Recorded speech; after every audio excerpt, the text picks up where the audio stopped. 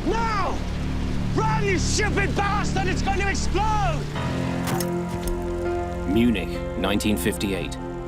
23 dead, including some of the most talented sportsmen on Earth. We were really big time. Ready for takeoff. You could really not expect to have a better crew flying that Manchester United team. 105, V1. The crew had not had the wings de-iced. The pilots know what they're doing, boys. Christ, we're not going to make it. I thought it was dead. Blame for the tragedy would fall on one man. That is one hell of a burden to take on. And he was devastated by this. The effort to clear his name would span more than a decade and pit one nation against another in a bitter struggle for the truth behind one of the worst tragedies in the history of sport. Mayday, Mayday.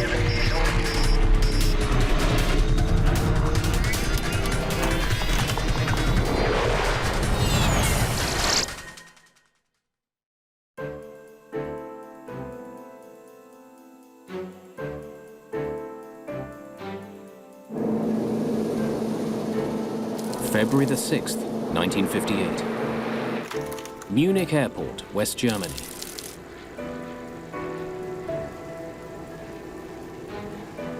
A British pilot prepares to bring home an extraordinary group of passengers. The Manchester United football team. In the 1950s, they are the most famous sportsmen on the planet. Everyone in the huge Wembley crowd, from the Queen to the oldest fan, is tense with excitement. Manchester United is probably the most premier team, most famous team this country had ever seen before. I joined the club in December of '57. Harry Gregg is the team's star goalkeeper. We boarded the aircraft, which was a charter flight. We were really big time.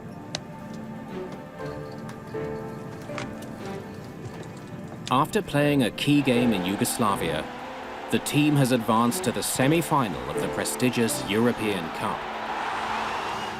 The aircraft had to stop in Munich because it didn't have sufficient range to get back to Manchester from Belgrade without stopping to refuel. The 21 players and staff are traveling in style. They're aboard a British European Airways Airspeed Ambassador. It's a luxurious twin-engine aircraft, also known as the Elizabethan. The captain is 36-year-old James Thain. He's a former RAF pilot with an impeccable service record. He was quite a remarkable man. He was very upright and honourable, very strong character.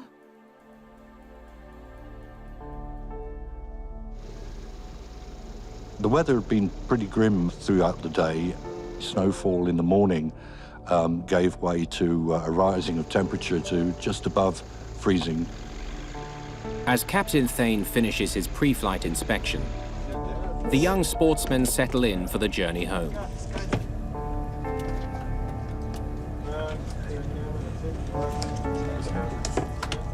They were notable for the fact that their manager, Matt Busby, I'd like the lads to get a good night's sleep. Was picking relatively young players in the team, and that's why they were known as the Busby Babes. Busby's Babes start the second half in cracking form with that slippery winger, David. We're a young and wonderful team, which I'm very proud to have been part of. I'll give you guys a chance to get your money back once we're in the air, boys, all right?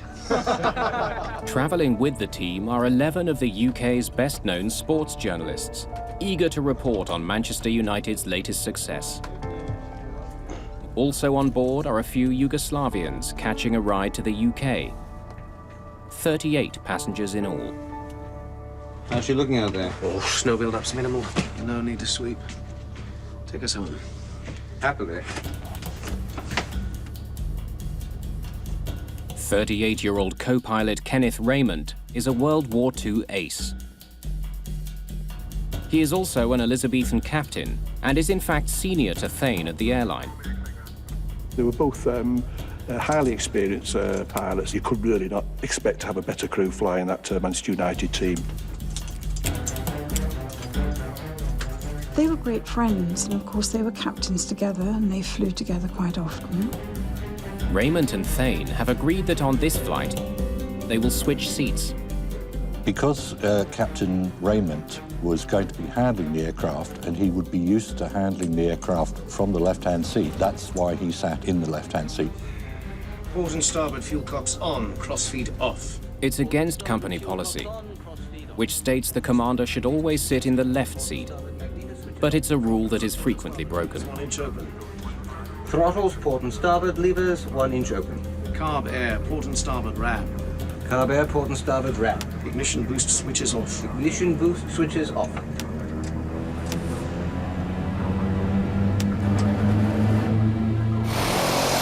Munich, 609, Zulu uniform. I am ready to take off. Beeline 609, your clearance expires at 3-1. Time now is 3-0. Cleared for takeoff, right turn out. Thank you. Rolling. In light snow, with the temperature hovering around freezing, Thain and Raymond start their takeoff run. Full power. Full power. I'd been reading a book that one of the lads had passed to me. I was reading that, and we sat off down the runway, and I looked out the window. No big deal at all. Temperatures and pressures okay. 90. 100. Takeoff speed is 119 knots.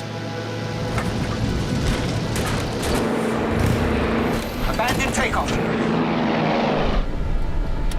But suddenly I watched the wheels lock and unlock, and the plane started to spin.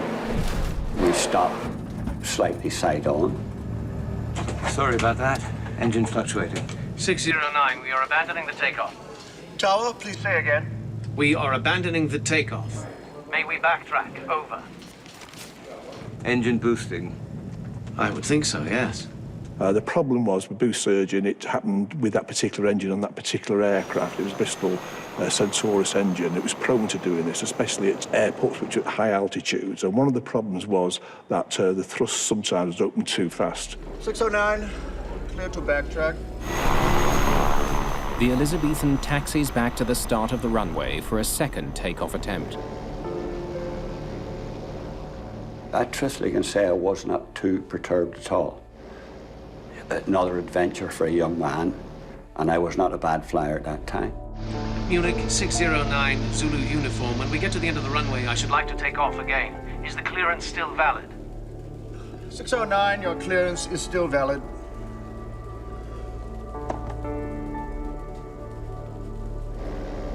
Ladies and gentlemen, we apologize, but we are heading back to try again.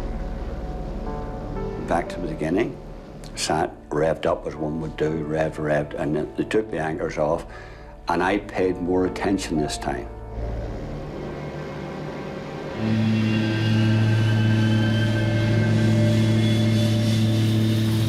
Slightly further along the runway, the same thing happened again. Port is off the clock. This time it was Thain who actually abandoned that takeoff. And again, when I thought we were about to lift, I watched the wheels lock and unlock, lock and unlock. You gotta stop.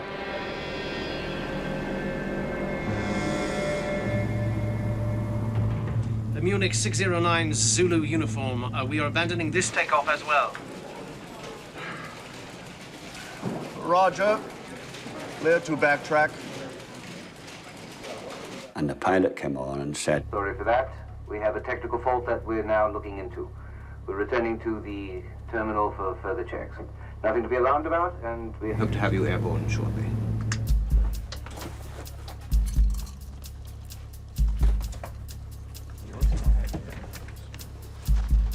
Don't stray too far, boys. we'd return to the terminal and everybody would disembark.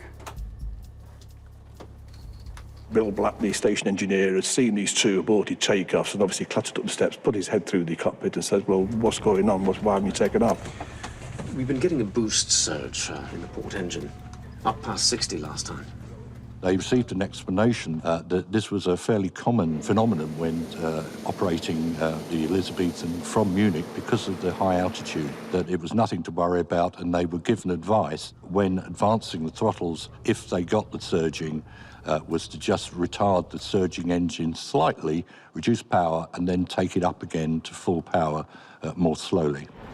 Passengers for BEA 609, please proceed to the tarmac.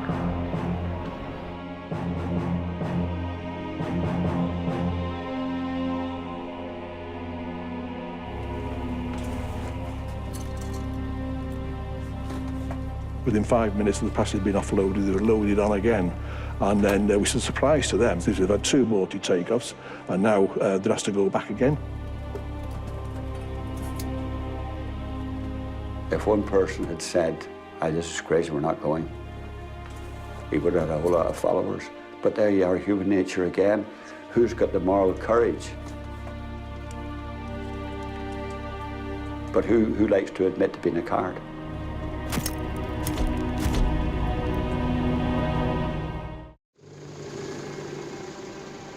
BEA Flight 609 prepares for its 3rd takeoff attempt from Munich Airport. The plane carrying the Manchester United Football Club is drawing attention from inside the terminal.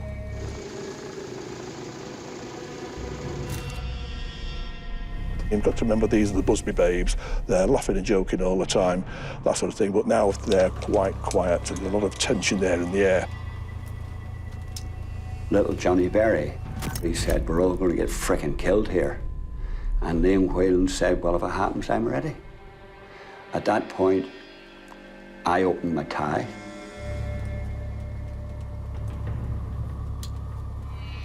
Ignition boost switches off. Ignition boost switches off. Wings still look good. No need to de-ice.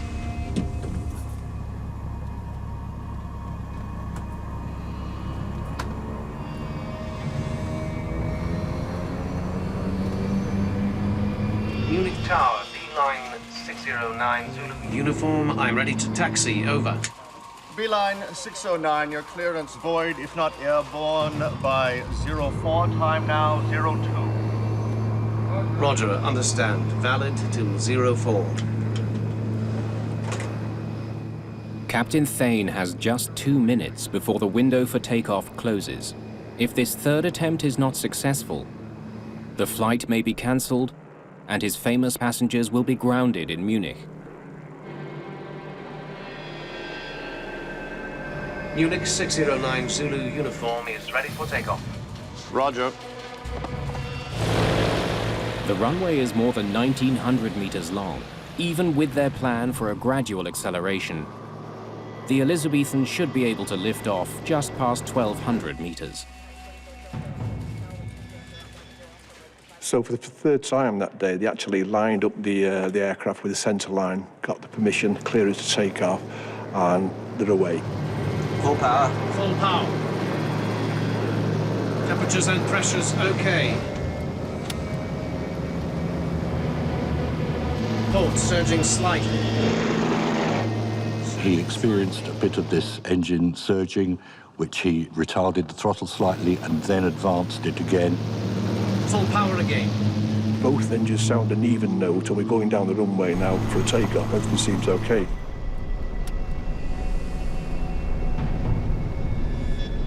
The pilots know what they're doing, boys.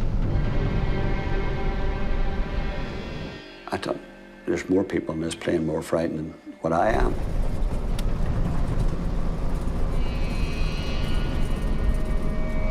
.105. V1. Velocity 1 is the speed at which a takeoff cannot safely be abandoned. The point of no return. Raymond now is waiting, is anticipating now Thain to call out 119 knots, which is V2. At 119 knots, the plane can become airborne. But something goes wrong. They suddenly lose speed. Christ, we're not going to make it!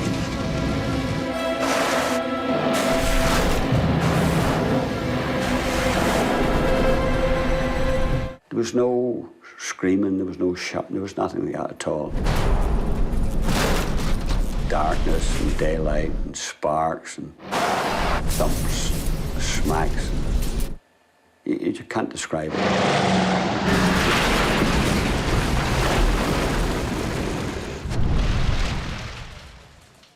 And then it was just complete and total darkness. I thought it was dead. The Elizabethan has crashed through a fence, hitting a house and a fuel shed 300 meters beyond the end of the runway.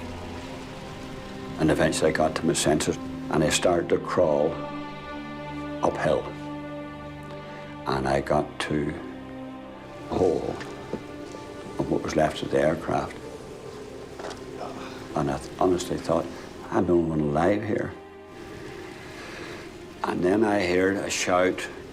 Out! Everyone out! Now! It's going to explode! Out! Everyone He shouted, run, you stupid bastard, it's going to explode. Now! The plane could explode! Come on! Go, go, go, go! Run, you stupid bastard! It's going And to I explode! heard a child crying. I shouted, come back. Come back, you bastards! There's people alive in there! I went back in through the hole I came out of, and I found the little child.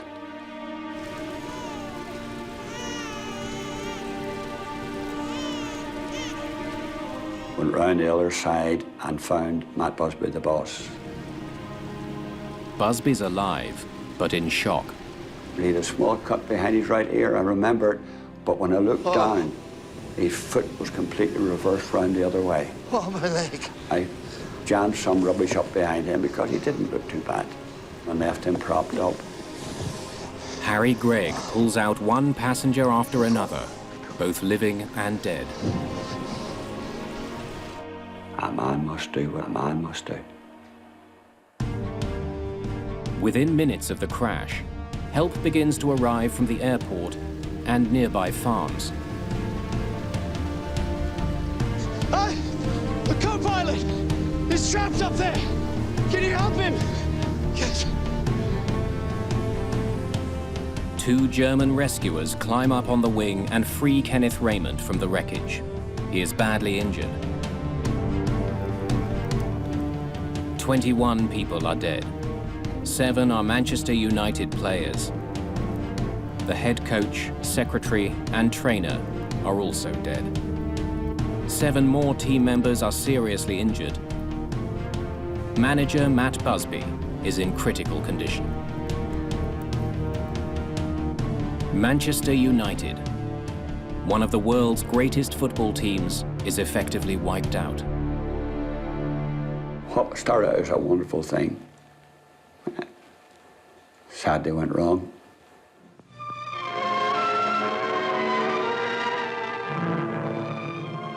Near Munich, a fierce blaze marks the wreck of a British airliner. We had this pretty high-profile air disaster here. The stakes are quite high. Not long after the end of the Second World War, we've got 2 pilots who fly in the aircraft who actually flew in the RAF during the war. Yeah, and Munich, obviously, as well, was that place where the cradle of the Nazi Party. So you've got a British government, you've got a German government. Everybody was going to tread warily. At 10 p.m. on February the 6th, 6 hours after the crash, the man assigned to investigate it arrives on the scene. Hans Reichel was the West German chief accident investigator. He was quite experienced. He was 57 years of age. He'd flown with the Luftwaffe. He'd flown with Lufthansa, the national airline, so there's no doubt he was actually a qualified pilot. This was the first major international accident that he had had to deal with. In his role as air crash investigator, Steve Moss is re-examining the evidence from a 21st century perspective. He certainly seems to have arrived at Munich rather under-equipped, Kann ich bitte ein bisschen Licht haben? to the extent that he had to borrow a news crew's lighting equipment to commence his examination. Can I have some light here, please? Of course, uppermost in his mind was the possibility of ice on the wings. So he went looking for that, and sure enough, he found it.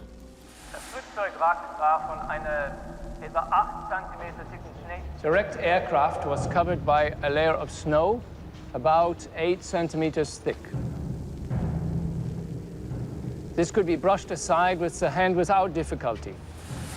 Under this, there was a layer of ice, frozen firmly onto the surface of the wing. Here. Reichel finds the only surfaces free of ice are near the engines. He assumes the entire wing was coated in ice before the crash, and that during the takeoff attempt, the propellers blew away the ice behind them.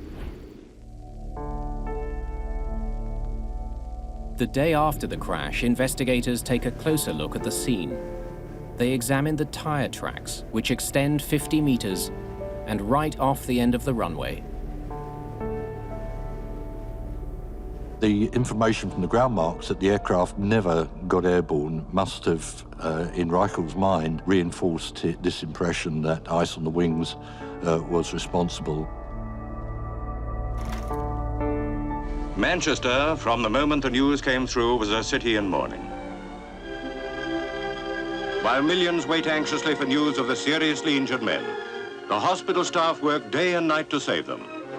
Matt Busby was their worst problem.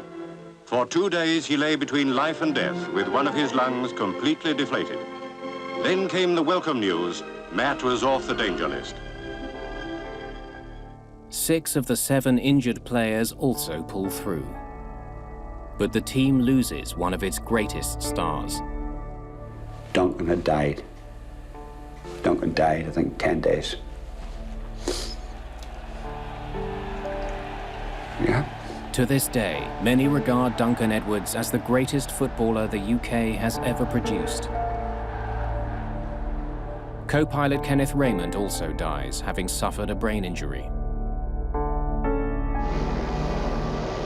Full power. Full power. James Thain is left to face a wall of questions on his own. Well, you see, on the first takeoff, we weren't completely satisfied with the engines. Any little bit of information that the press could get, there was another headline. It was relentless. So it must have been very difficult for him. 2 days after the crash, Reichel interviews Thain. After the accident, we established that the starboard wing had a layer of rough ice on it. The region of the propeller slipstream was free from ice. When I walked out of the aircraft on the first attempt, I could see the snow thawing on the wings and count the ribs of the aircraft. What did you say was the cause of the accident? My personal feeling is that there must have been a large quantity of snow built up at the end of the runway. Why were you sitting in the right-hand seat?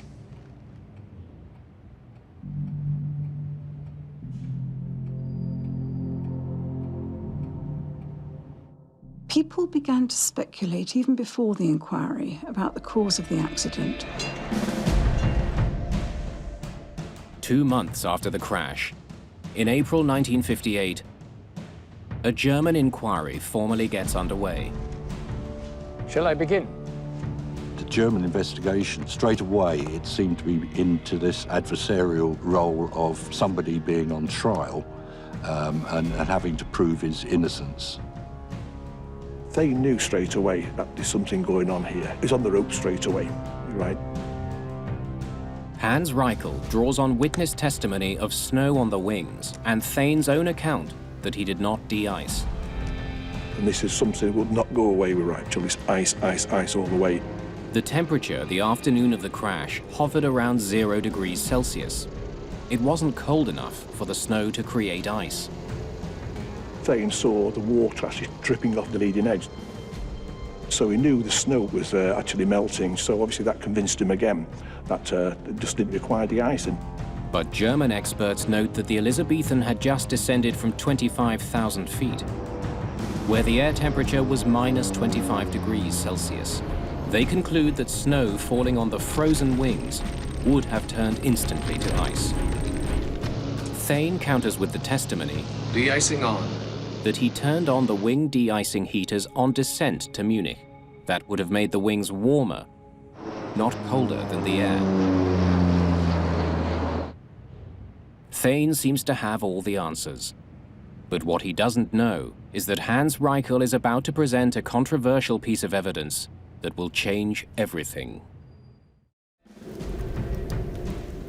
The German government inquiry of the Munich disaster takes a decisive turn with the introduction of a casual snapshot. This was potentially a smoking gun because at first glance, looking at the photograph, it appeared to show a white area on the top of the wings, which certainly was interpreted as being a layer of snow or ice. Every other aircraft that left Munich that day was de-iced, but not the Elizabethan.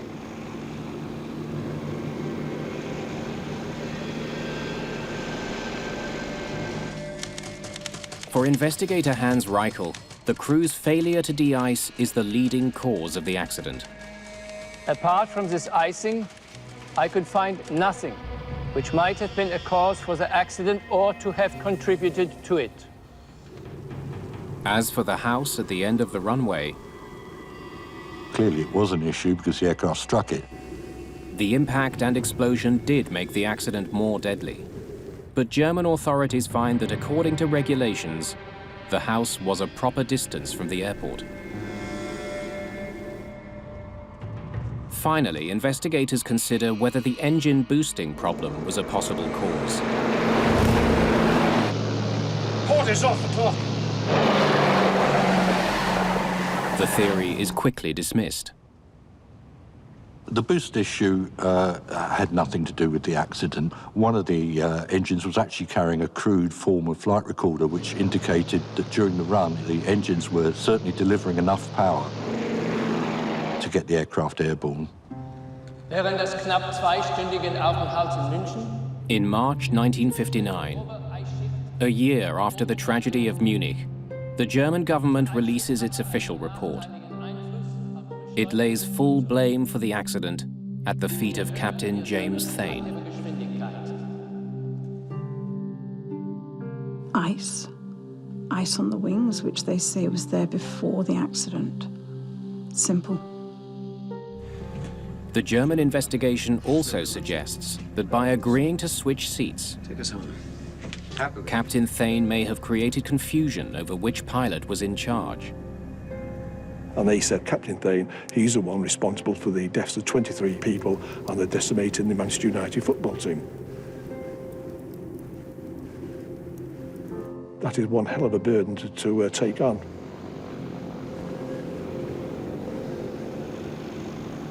I think in terms of the press, obviously they like to have somebody that they can pin something on, and to that extent they saw him as a little bit of a villain.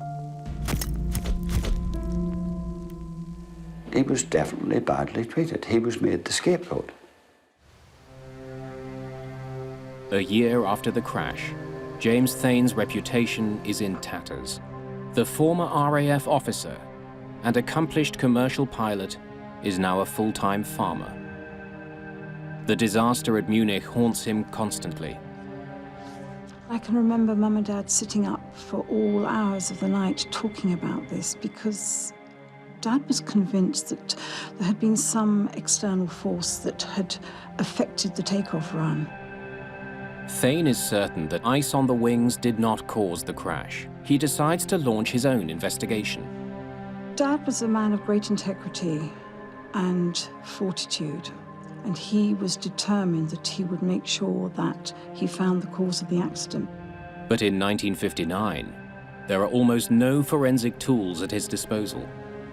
For a start, of course, an aircraft of that size would have the benefit of a flight data recorder, a black box flight recorder, and a cockpit voice recorder. And if we could have that information from the 1958 Munich accident, there would be absolutely no doubt about the cause.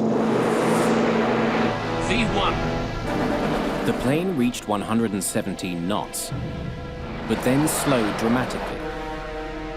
Ice on the wings can't explain that sudden loss of speed. But something else can.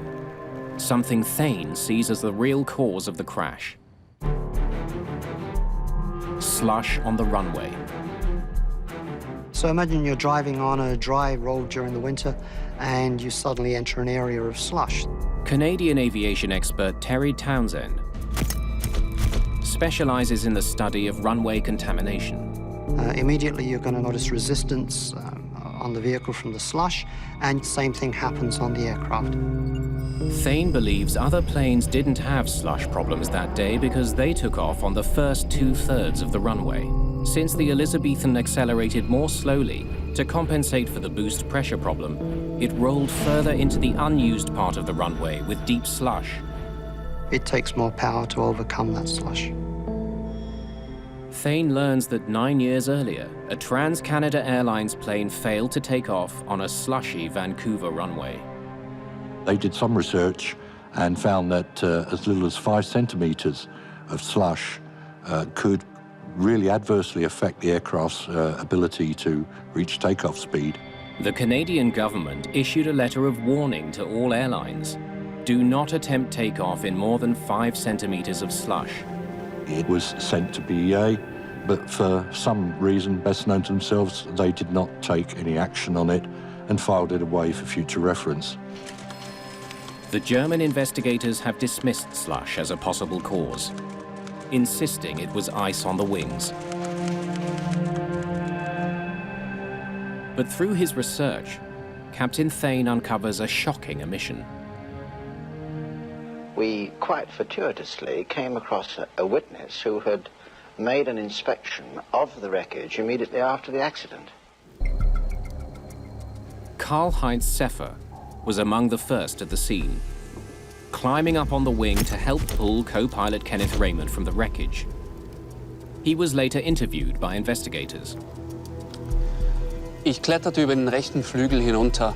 Mir fiel kein Eis am Rumpf oder am Flügel auf. Ich trug Gummistiefel. Da war kein Eis, sonst wäre ich ausgerutscht. But when this report was read out to the first German Commission, only part of it was read out. That part which included the evidence that he couldn't find any ice was left out.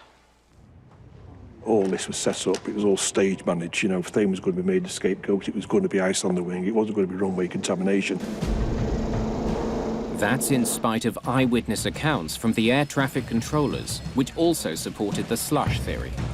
Beeline 609, your clearance expires at 3:1. Time now is 3:0. The most crucial eyewitnesses saw the aircraft start the takeoff run as normal.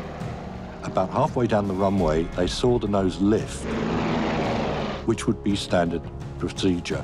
But then, unusually, they saw it go back down onto the runway, which of course should not happen. This crucial eyewitness evidence was also omitted at the inquiry. It's quite notable that the air traffic controllers that were called as witnesses were the trainee ones, and that the qualified ones weren't called. The only person to testify about slush on the runway was the Munich airport manager.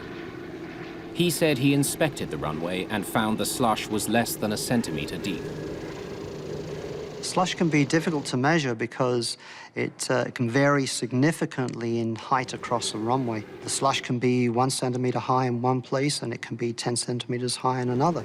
So a number of samples have to be taken in order to get a reasonable average. Also in question is Reichel's conclusion about ice on the wings. That it must have been there before takeoff, since the only areas without ice were behind the propellers where it blew off. A scientific challenge to this view comes from a most unlikely source. Captain Thain's wife, Ruby. She was a remarkable lady, being one of the first women to get a first-class honours degree from Bristol in chemistry, physics and maths. A trained chemist, Ruby Thain points to the massive amount of fire-extinguishing chemicals sprayed on the burning wreckage. Actually thought about this very carefully, and she obtained a sample of fire extinguisher powder, which turned out to be sodium bicarbonate, which is common baking powder. So she would go out and sprinkle it on the metal car thinking it might simulate an aircraft wing, and found that if that mixed with snow and water, that this solution would freeze at a lower temperature than that was recorded at Munich that night. Firemen trained their hoses mainly on the engines. Ruby's experiment could explain why ice did not accumulate in those areas, but did build up on the rest of the wing in the hours after the crash. With new eyewitness testimony and compelling scientific evidence, another side of the story begins to emerge. If it's ice on the wings, it's the captain's fault. He is to blame. V1. Of course, if it's slush on the runway, then really it's the airport to blame.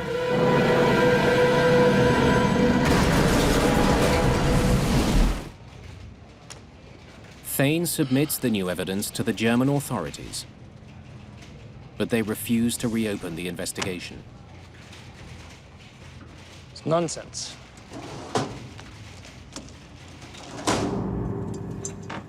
In 1961, BEA officially fires Thain, primarily for violating the company's policy against pilots switching seats. Well, they sacked him, and he was devastated by this, for something which was effectively a little company regulation, but other people did that as well. BEA, obviously, if you think about it, did not want a pilot like that on the flight deck. As they're about to take off, this is your captain speaking, Captain Thain, I'm the one responsible for 23 deaths at Munich in 1958, so no airline wants that.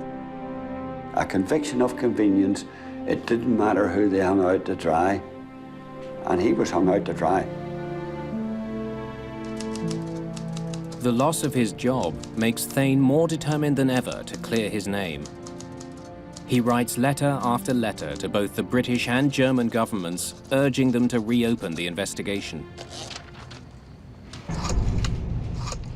In 1965, those efforts pay off. Ja, Schatz, ich bin fertig. German authorities agree to review the investigation of the Munich disaster.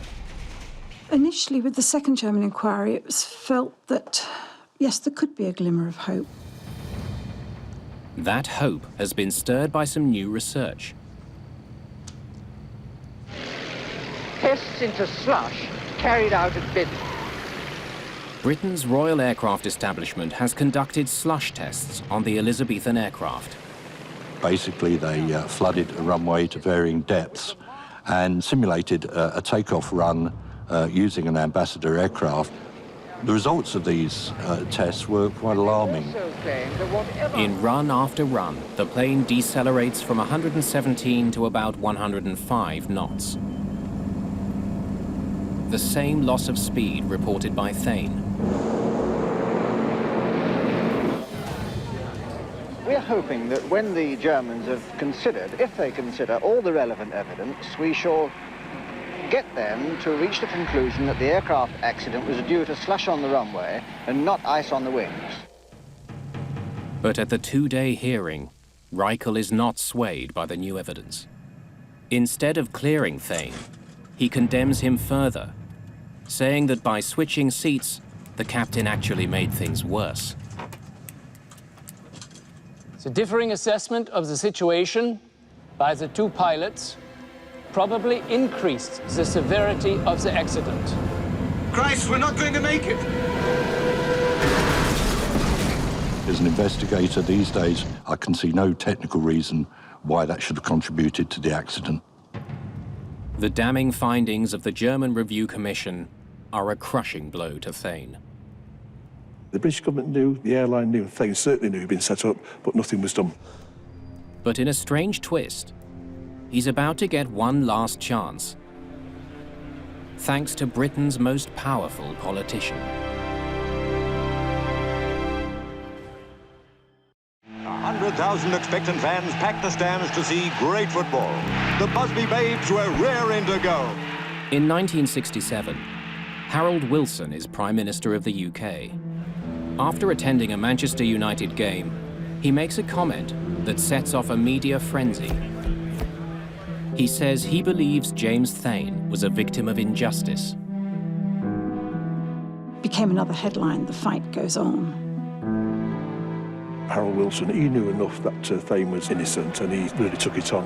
It was debated in the House of Commons, and then it went ahead, and this was the most thorough inquiry yet. In 1968, British investigators conduct a study to determine whether slush or wing ice caused the Munich disaster. Their findings immediately call into question the accuracy of the two German reports. Photographic analysis shows that the white on the wings is not snow. It was merely light reflecting off a wet surface. A new picture was taken from the original negative, which showed clearly that the markings on the aircraft, so there couldn't have been ice. As well, 3 separate experts determined that the amount of ice Reichel found on the wings, 5 millimeters, would not have been enough to prevent takeoff. I don't see how a layer of ice, even 5 millimeters thick, could account for a deceleration of the aircraft. Then the British inquiry takes a dramatic turn when a star witness appears, Reinhard Meyer, a pilot who was first on the scene of the crash. Ich ging hin und untersuchte den Flügel des Flugzeugwracks und bemerkte nichts in der Art von Frost oder angefrorenen Ablagerungen, nur schmelzenden Schnee. It turned out when he was called to give evidence, he said, well, I spoke to Reichel personally, face to face, and told him what had happened, that I'd gone to the aircraft, I'd looked for ice immediately after, within minutes of the crash, and I found no ice, just melting snow only. And that was it. So everyone was astonished at this. Reichel has no explanation for the glaring omission. I think he found it very difficult to back down and say, actually, I was wrong. Slush on the runway is going to be the German airport authorities' fault, and they're not going to accept that. In March 1969, good news, 11 years after the crash, finally, the British government formally clears James Thain. Well, of course, my family are very pleased indeed. Well, he knew that obviously this was the right findings, and he was very pleased and happy because in this country he'd been exonerated. But BEA does not give him his job back. Captain Thain never flies again. In Germany, Hans Reichel and the aviation authorities never exonerate him. I think there was a huge amount of stress and strain and tension, and he died a young man. He was 54.